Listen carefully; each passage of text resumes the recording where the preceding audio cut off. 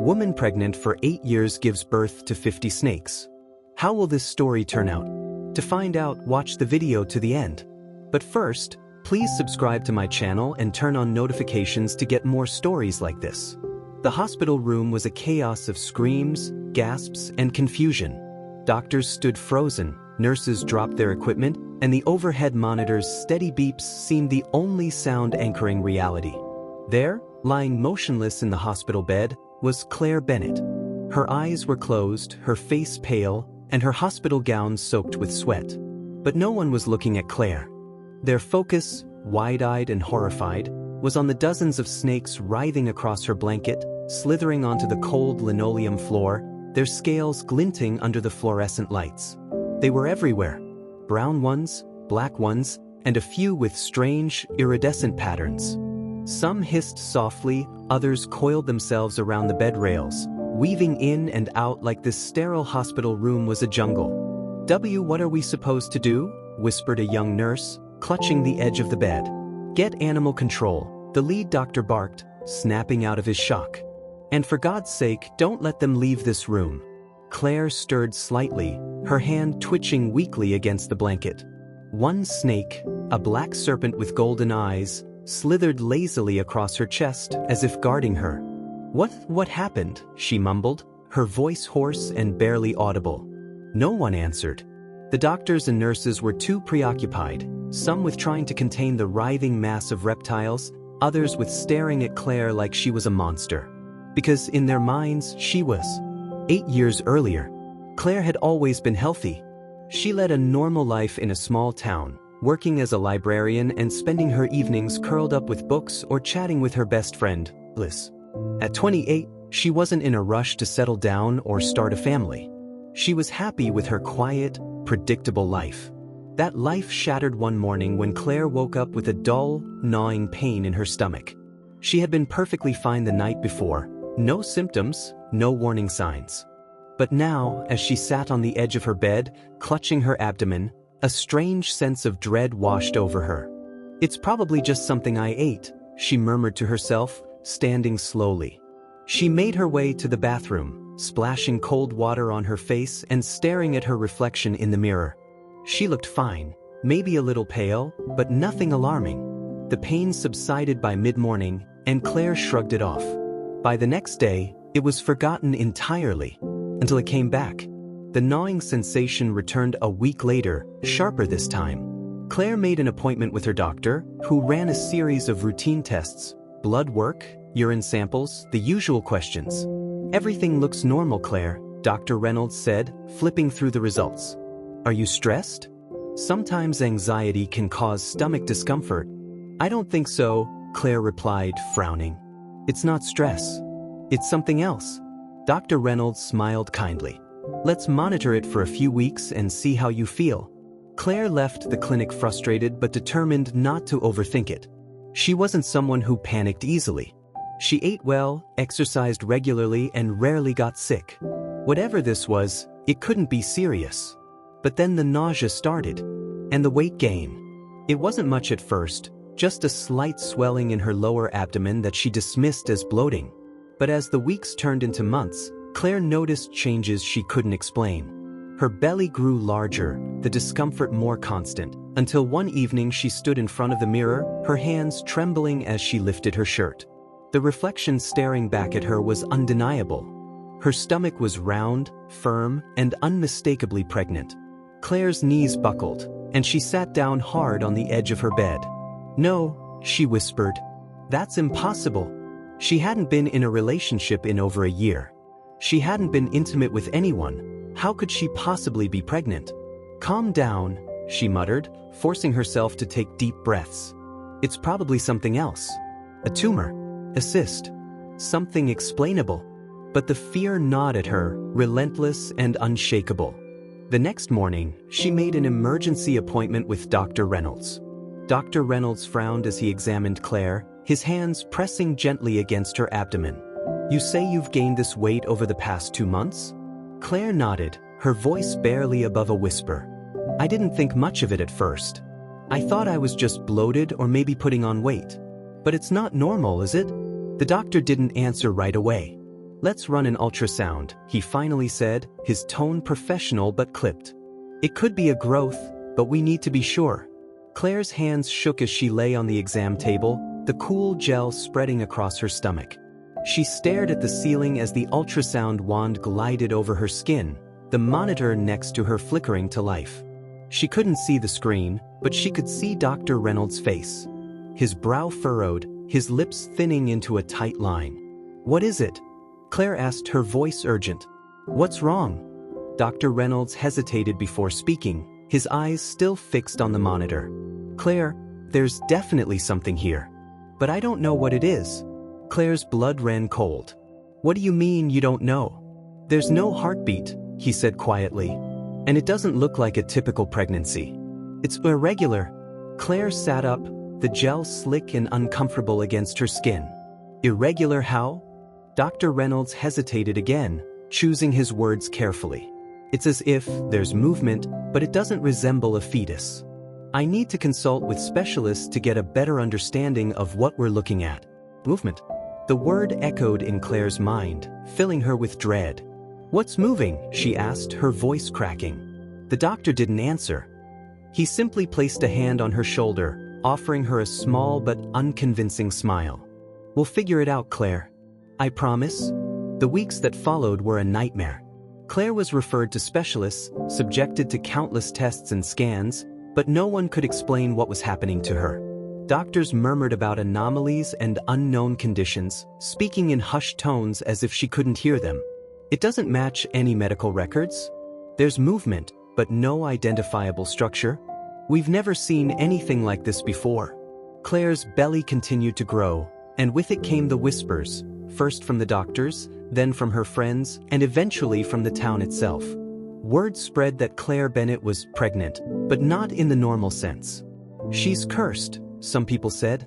"It's a medical miracle," others whispered. "There's something unnatural about it." Claire stopped leaving her house. She couldn't bear the stares, the questions, the way people treated her like a sideshow freak. Liz, her best friend, was the only person who visited regularly, bringing groceries and checking on her. "You're not alone, Claire," Liz said one night as they sat in the living room. "Whatever this is, we'll figure it out." Claire looked down at her swollen belly, her hands trembling as they rested on the taut skin. "What if we don't?" she whispered. "What if there's no explanation?" Liz reached over, squeezing her hand tightly. "There is an explanation. There has to be." But deep down, Claire wasn't so sure. Strange things started happening around the house. It began with small, almost unnoticeable events, like the sound of faint hissing in the walls or the way her cat, Max, refused to enter her bedroom. Then came the dreams. Claire would wake up in the middle of the night, drenched in sweat, her mind haunted by images of snakes. In her dreams, they coiled around her body, their scales cool against her skin, their golden eyes watching her. One night, she woke up screaming, convinced she had felt something move inside her, something that wasn't human. Liz found her sitting on the edge of her bed, shaking uncontrollably. "Claire, you need to see someone," she said firmly. "This isn't normal." Claire looked up at her, tears streaming down her face. "I can't, Liz. What if they think I'm crazy? What if it's too late?" Liz crouched in front of her, gripping her shoulders. "It's not too late," she said. "We'll get answers. I promise." But as Claire sat there, her hands pressed to her stomach, she couldn't shake the feeling that whatever was inside her wasn't meant to be understood. The nightmares grew worse with each passing night. Claire woke up drenched in sweat, the echoes of hissing still ringing in her ears. She had stopped sleeping in her bedroom entirely. The room felt wrong, tainted somehow. Instead, she spent her nights on the couch, a dim lamp keeping the shadows at bay. But the strange occurrences didn't stop. They escalated. It started with Max, her cat. One morning, she found him crouched in the corner of the living room, his fur bristled and his yellow eyes locked on her belly. He let out a low growl, a sound Claire had never heard from him before. Slowly, he backed away, never taking his gaze off her, as though she were something dangerous. Within minutes, he darted out the front door and never came back. Then there was the hissing. At first, Claire thought she was imagining it, a faint, whispery sound in the dead of night. But then she heard it during the day too, in the walls, under the floorboards, even behind the kitchen cabinets. It was faint, but unmistakable. The sound of snakes. Claire called an exterminator, desperate for answers. A burly man in his mid-40s showed up the next morning, his face stoic as he unpacked his equipment.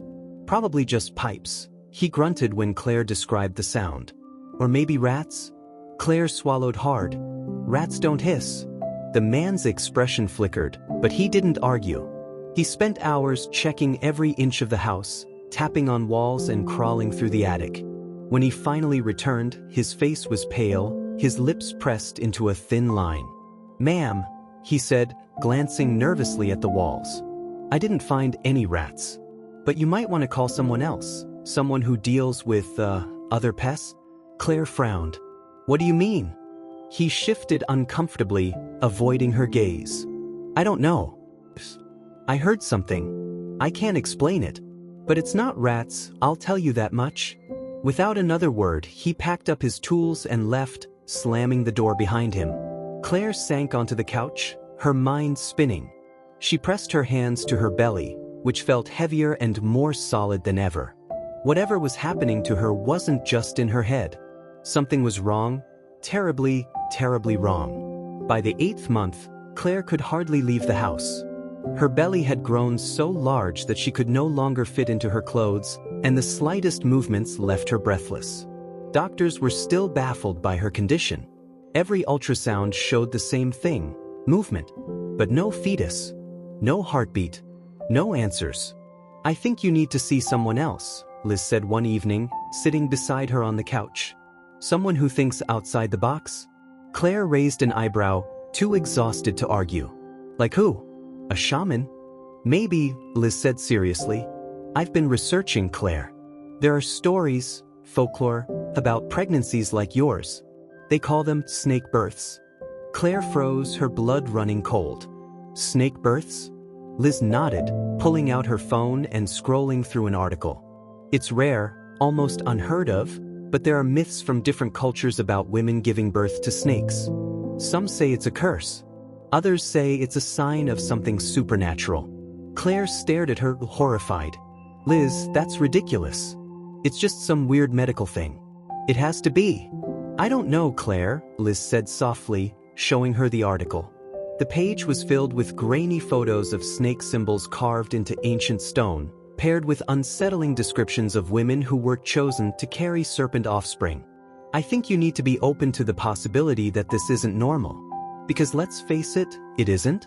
Claire looked away, tears burning her eyes. "I don't want to hear this." Liz sighed, placing a comforting hand on her shoulder. "I'm just trying to help. We'll figure this out. I promise." But Claire wasn't so sure. Deep down, she knew there was nothing normal about what was happening to her. On the morning of Claire's 9th month, something changed. She woke up with a sharp, searing pain in her abdomen. It wasn't like the dull discomfort she had been living with for years. This pain was primal, urgent, and unrelenting. She cried out, clutching her belly as tears streamed down her face. "Liz," she screamed. "Help me!" Liz came running, her face pale as she saw Claire doubled over on the couch. "Oh my God, Claire, what's happening?" "I don't know," Claire gasped, her voice trembling. "Something's wrong. I need to go to the hospital." "No." Liz didn't waste another second. She grabbed Claire's bag, threw on her coat, and helped her to the car. The drive to the hospital was a blur. Claire's vision swam with pain, her breaths coming in ragged gasps. By the time they reached the emergency room, she could hardly speak. Doctors swarmed her the moment she was wheeled inside. "Get her to labor and delivery," one of them shouted.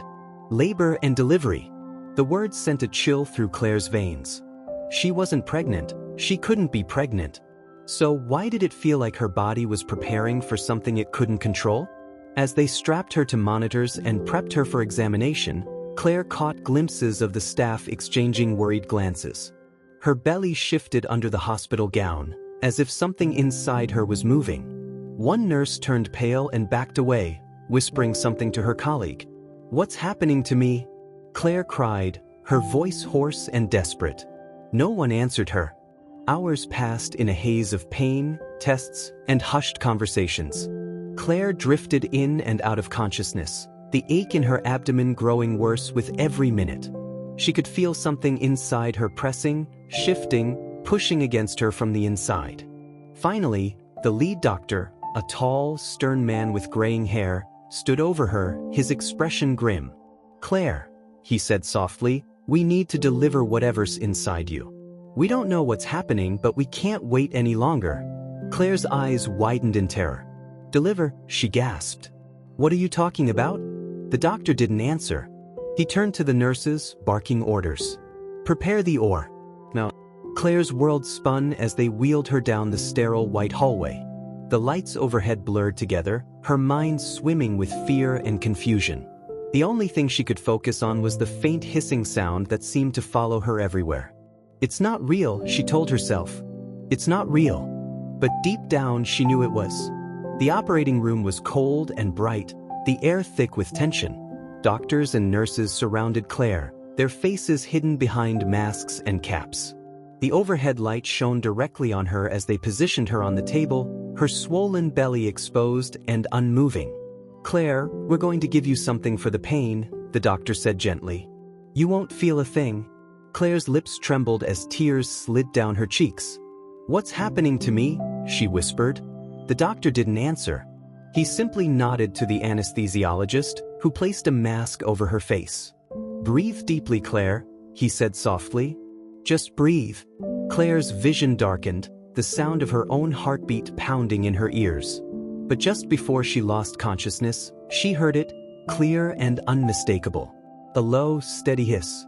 When Claire awoke, the room was silent. Her head felt heavy, her body weak, but the pain in her abdomen was gone.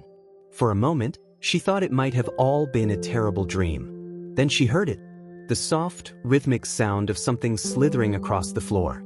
Her eyes snapped open and she froze. The room was filled with snakes. They were everywhere, on the bed, on the floor, even coiling around the metal stands holding 4 bags and monitors. Some were small and thin, others large and thick, their scales shining in the dim light. Claire let out a shaky breath, tears streaming down her face. She tried to move, but her limbs felt like lead. She was too weak to fight, too weak to scream. One snake slithered onto her chest, its golden eyes staring directly into hers. It didn't hiss or strike. It simply watched her, as if waiting. Then the door creaked open, and a nurse stepped inside. She froze at the sight before her, the blood draining from her face. "Oh my God," she whispered. Claire's voice trembled as she spoke, her words barely audible. What's happening?" The nurse backed away slowly, her eyes wide with terror. "It's not possible," she muttered. "It's not?" Before she could finish, one of the snakes turned toward her, its head raised as if sensing her fear. And then it hissed. Claire awoke to a faint rustling sound.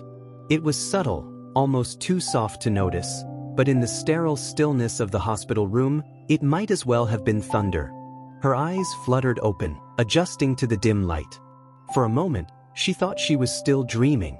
The room was empty, the machines humming softly beside her bed.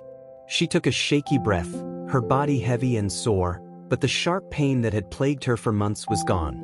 In its place was an eerie stillness. Claire shifted slightly, feeling an odd weight pressing against her legs under the hospital blanket. Her heart began to pound as she lifted the blanket slightly, and froze. Dozens of thin, smooth shapes curled and intertwined, spilling over her legs like moving ribbons. Snakes, small ones, barely larger than shoelaces, lay nestled across her lap, their scales shimmering faintly under the hospital light. Claire gasped, jerking back instinctively. The sudden movement startled the creatures, and a few slid off the bed, their quiet rustling growing louder as they moved across the floor. "Help," she whispered, her voice hoarse with disbelief. "Help." A nurse appeared in the doorway, her face pale as she took in the scene. For a moment, neither of them moved. The nurse's eyes widened, her hand flying to her mouth as if she couldn't comprehend what she was seeing. "Please," Claire choked out, tears streaming down her face. "What's happening to me?" The nurse snapped out of her stupor and disappeared down the hallway, shouting for help. Claire could hear her words echoing faintly. Get the doctor. Get security. The snakes didn't seem aggressive. They moved calmly as though they belonged there, slithering off the bed and curling in corners of the room. Claire stared at them, her mind struggling to make sense of it. How could this be happening? Minutes later, the lead doctor entered the room, followed by 2 nurses and a security guard. Their faces were masks of disbelief as they stared at Claire, her hospital bed surrounded by the strange creatures. What is this?" one nurse murmured. The doctor ignored her, turning his attention to Claire. "Claire, I need you to stay calm," he said, his voice firm but kind. "We're going to get this under control." Claire shook her head, her breathing ragged. "What's happening to me? Tell me what's wrong." The doctor hesitated, clearly at a loss for words. "We're not sure yet," he admitted. "But we're going to figure it out." The security guard stepped forward, holding a large empty box and a pair of thick gloves. "We'll start by removing the animals." Claire watched in a daze as the team worked methodically, gathering the snakes one by one and placing them carefully into the box. The creatures didn't resist, they moved willingly, as though they understood. By the time the room was cleared, the box was sealed and taken away, leaving Claire trembling in the silence. The doctor sat beside her bed, his expression unusually soft. "Claire, I know this is frightening. I promise we'll get answers." Claire nodded weakly, though deep down, she wasn't sure she believed him. Hours later, Claire lay staring at the ceiling, her mind racing. She couldn't shake the image of the snakes, the way they moved, calm and unbothered, as though they weren't out of place at all. Liz arrived in the early evening, her face pale with worry. "Claire," she said softly, sitting beside her. "I came as soon as I heard. Are you okay?" Claire let out a shaky laugh. "Do I look okay?" Liz reached for her hand, squeezing it tightly. "I don't understand what's happening, but you're not alone in this. We'll figure it out." Claire swallowed hard, nodding. "The doctors don't know what to say. They're trying to explain it, but they can't. I keep thinking, maybe this is my fault." "Your fault?" Liz said sharply. "Claire, don't say that. None of this is your fault." Claire hesitated, then whispered, "What if it's not medical, Liz? What if it's something else?" Liz frowned, her expression troubled. "Like what?" Claire took a deep breath, her hands trembling. "I don't know. You talked about those snake stories, remember? Those What if they're real?" Liz opened her mouth to protest, but the words didn't come. She looked at Claire's pale, tear-streaked face and realized that she couldn't dismiss it, not after everything she'd seen. "Let's not jump to conclusions," Liz said gently. "You're tired and you've been through so much. Let's just take this one step at a time." Claire nodded, though her mind was far from calm. Deep down, she knew something was terribly wrong, something beyond science, beyond logic. The next morning, Claire was moved to a private room. A team of specialists had been called in to evaluate her case, their faces carefully neutral as they spoke with her. "Ms. Bennett," one of the doctors said, holding a tablet with her latest test results. "We've reviewed everything, your blood work, scans, and the ultrasound images. There's no precedent for what you're experiencing." Claire's heart sank. "What does that mean?" "It means that we don't have an answer yet," the doctor admitted. "But we believe your body may be responding to an unknown anomaly. Perhaps something environmental or genetic." "Genetic?" Claire asked, confused. "No one in my family has ever gone through anything like this." The doctor hesitated, glancing at his colleagues before continuing. "There's one more test we'd like to perform, a full-body scan. It might give us a better understanding of what's happening internally." Claire nodded weakly, too exhausted to argue. "Fine. Do whatever you need to do." As Claire was wheeled down the hallway for her scan, she stared at the lights overhead, her mind swimming with fragmented thoughts. How could this be happening to her? What had she done to deserve this? The scan room was quiet and sterile. Claire lay perfectly still as the machine hummed to life, its soft vibrations filling the silence. She closed her eyes, trying to calm her racing heart. But then, just as the scan began, she felt it, a faint, almost imperceptible movement deep within her abdomen. It wasn't painful, but it was enough to make her eyes snap open, panic flooding through her. "What's happening?" she called out, her voice shaking. "Something's moving." The technician's voice crackled through the intercom. "Stay still, Miss Bennett. We're almost done." Claire bit her lip, tears streaming down her cheeks. The movement continued, slow and rhythmic, like a pulse. She could feel it twisting and shifting inside her, as though it were alive. "What is happening to me?" When the scan finally ended, Claire was shaking uncontrollably. The technician helped her back to her wheelchair, avoiding her gaze. "The doctors will review the results shortly," he said quickly, wheeling her back to her room. Claire barely heard him. She sat hunched over, her arms wrapped protectively around her belly. She didn't need a doctor to tell her what she already knew. Something was inside her, and it was alive. Claire sat alone in her hospital bed, staring at the blank wall across the room. The day passed in a blur of silence, punctuated only by the hum of machines and the occasional footsteps in the hallway. She couldn't get the feeling out of her head, the sensation of something moving inside her. The doctors had promised to review her scan results as soon as possible, but Claire already knew the truth. Whatever was happening to her wasn't something they could explain with tests or machines. It was beyond science. "Ms. Bennett." Claire looked up to see Dr. Reynolds, her longtime physician, standing in the doorway. His expression was carefully neutral, but Claire could see the strain in his eyes. He stepped inside, closing the door behind him. "Did you find something?" Claire asked, her voice barely above a whisper. Dr. Reynolds hesitated before speaking. "We did. But I need you to remain calm, okay?" Claire's chest tightened. "Tell me." Dr. Reynolds pulled up a chair and sat beside her bed, holding up a tablet displaying a series of grainy, black and white images. "These are from your scan earlier today," he said, pointing to the screen. "Your abdomen is unlike anything we've seen before." Claire's breath caught in her throat as she looked at the images. The scans showed what looked like dozens of small, elongated shapes coiled within her abdomen. They were tightly packed together, like a tangle of wires or ropes.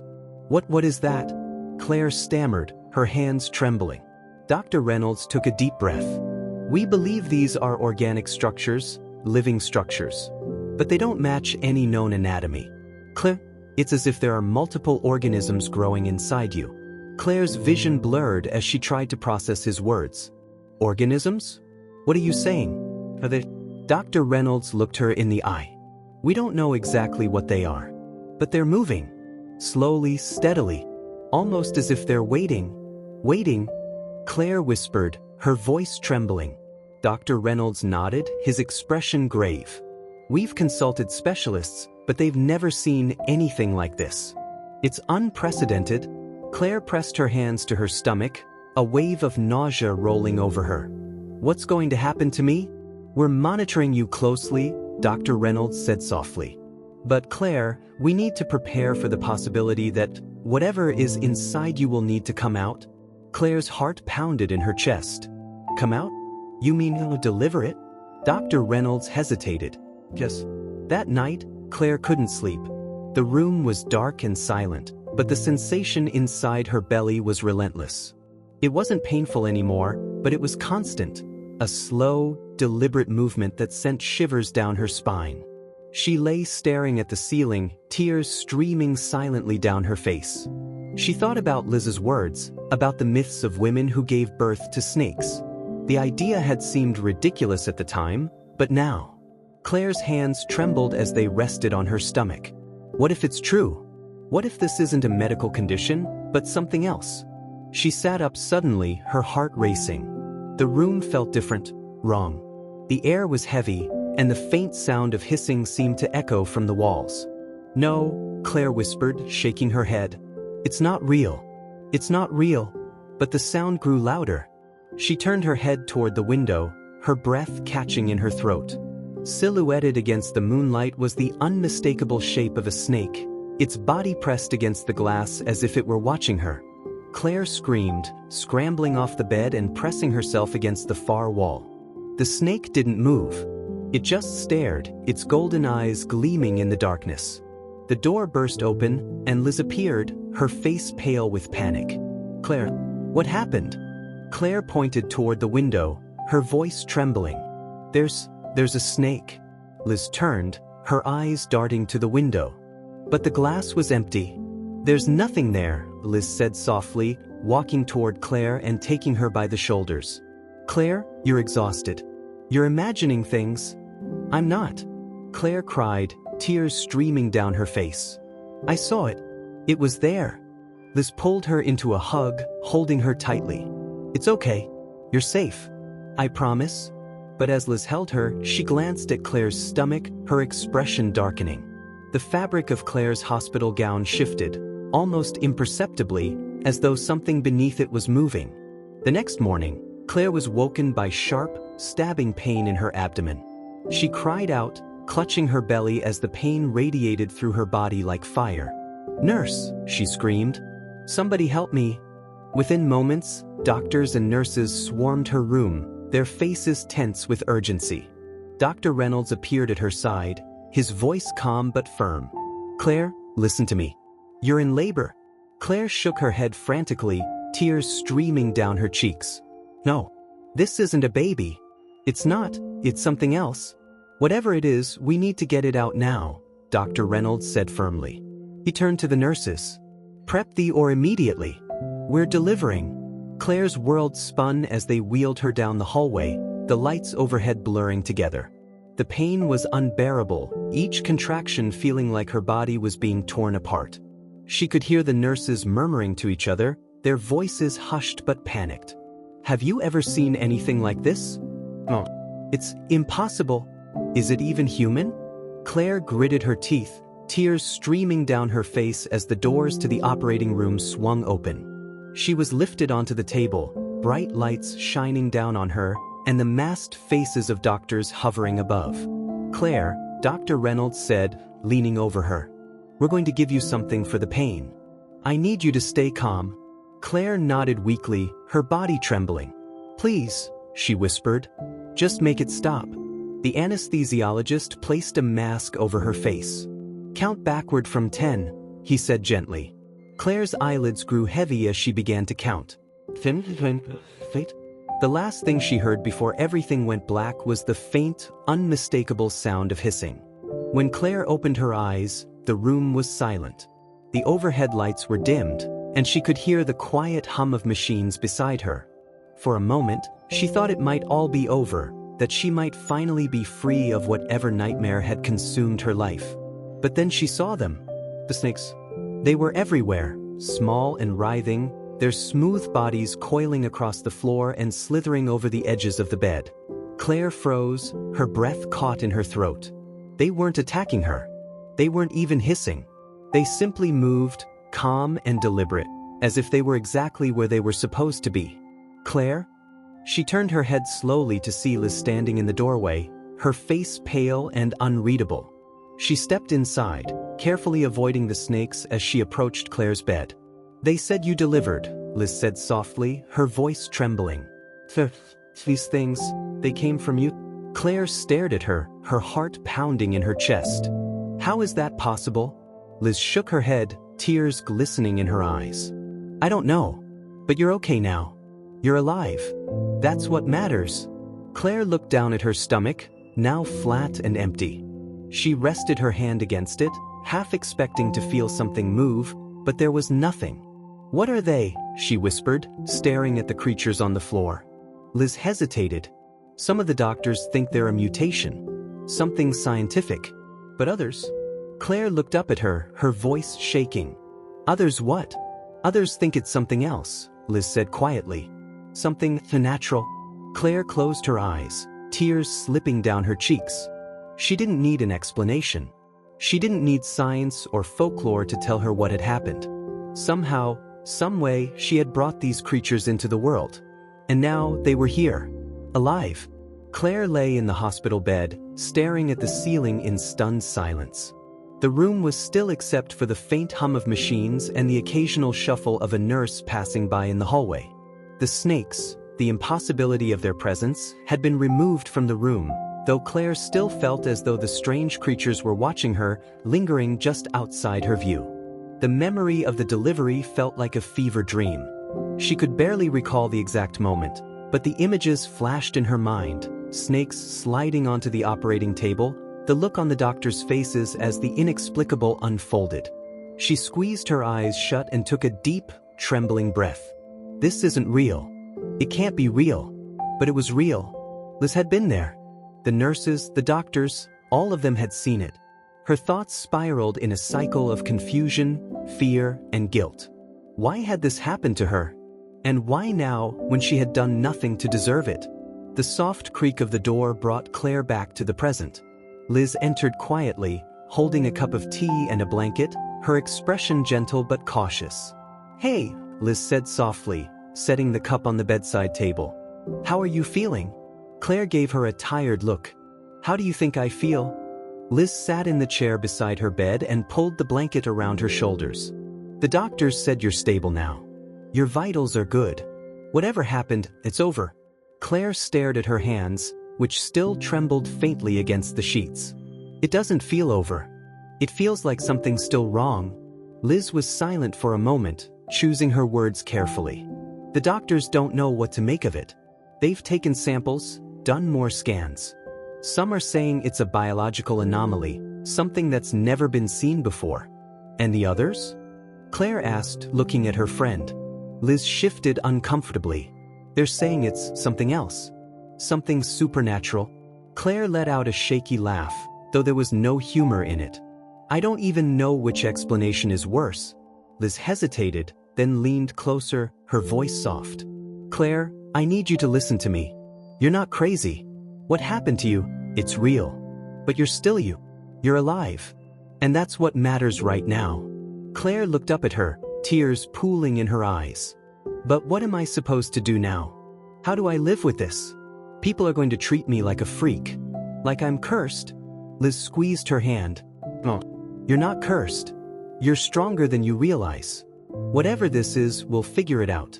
You don't have to do it alone." The following days passed in a blur of hushed conversations and curious glances.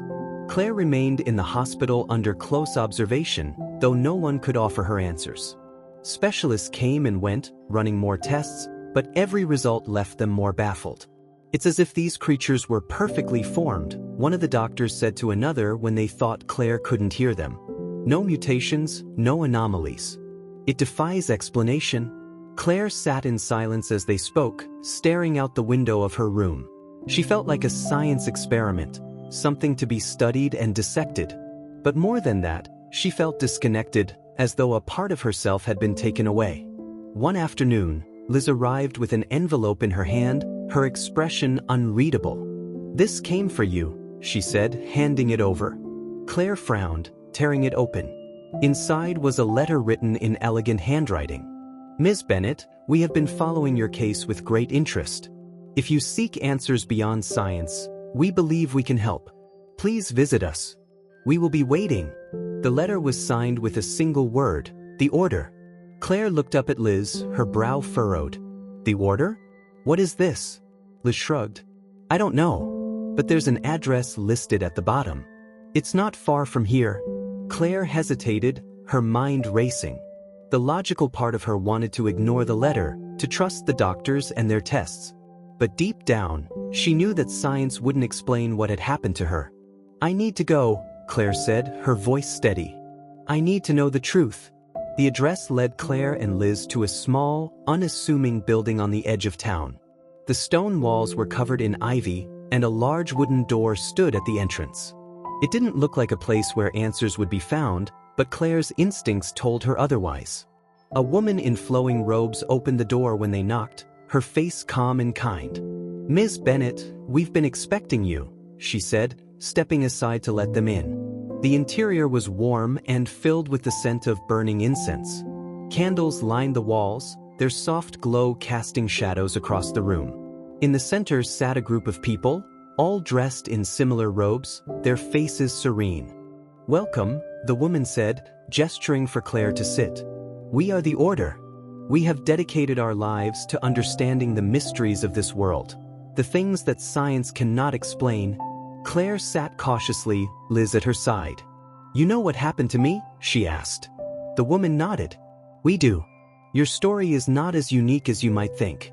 There have been others before you, women chosen to carry life beyond the ordinary." "Chosen?" Claire whispered. Chosen for what? The woman's gaze softened. You carried something ancient, something connected to the earth itself. Snakes have long been symbols of transformation, renewal, and hidden knowledge. What you experienced was not a curse, but a gift. A gift? Claire repeated, incredulous. How is this a gift? Because you survived, the woman replied. And because you now carry the strength of what you brought into the world. The snakes were never meant to harm you. They were a part of you, a symbol of your resilience. Claire shook her head, tears pricking her eyes. I don't want this. I didn't ask for it. The woman leaned forward, her voice soft but firm. None of us ask for the roles we are given, Claire. But we can choose how we embrace them. You are stronger than you realize. What happened to you has meaning. It's up to you to decide what to do with it. Days later, Claire stood outside her home for the first time in months. The sun was warm on her face, the air filled with the sounds of birds and rustling leaves. Liz stood beside her, watching her carefully. Are you sure you're ready for this? Liz asked. Claire nodded, her gaze steady. I can't hide forever. I need to move forward. They stepped inside, the house quiet and untouched. For a moment, Claire hesitated, her mind flashing back to the sounds of hissing and the shadows that had haunted her. But the house felt different now, lighter, as if a weight had been lifted. Over the next few weeks, Claire began to rebuild her life. She went for walks, spent time with Liz, and tried to find a sense of normalcy. But she wasn't the same person she had been before. There was a strength in her now, a quiet, unshakable resolve. One afternoon, as Claire sat on her porch with a cup of tea, she noticed something in the garden. A small snake, its scales shimmering in the sunlight, slithered across the grass. It paused for a moment, lifting its head as if looking at her. Claire held her breath, her heart pounding. But the snake didn't hiss or strike. It simply turned and disappeared into the bushes. Claire exhaled, a small smile tugging at her lips. For the first time, she didn't feel fear. She felt peace. Months later, Claire's story had faded from public attention, but her life had taken on new meaning. She began volunteering at wildlife sanctuaries, helping rehabilitate injured snakes and educating others about their importance in nature. The creatures that had once symbolized fear and confusion had become a source of healing and understanding. Liz visited her one afternoon, watching as Claire gently released a small garden snake back into the wild. You've changed, Liz said softly. You're stronger now. Claire smiled, wiping her hands on her jeans. I had to be. You were right, Liz. I survived. And now, I want to help others understand. Fear only has power when we let it. As the sun set behind them, Claire stood tall, her gaze fixed on the horizon. The journey she had endured, the pain, the confusion, the fear, had shaped her into someone new. She wasn't a victim of what had happened to her. She was something more. She was whole.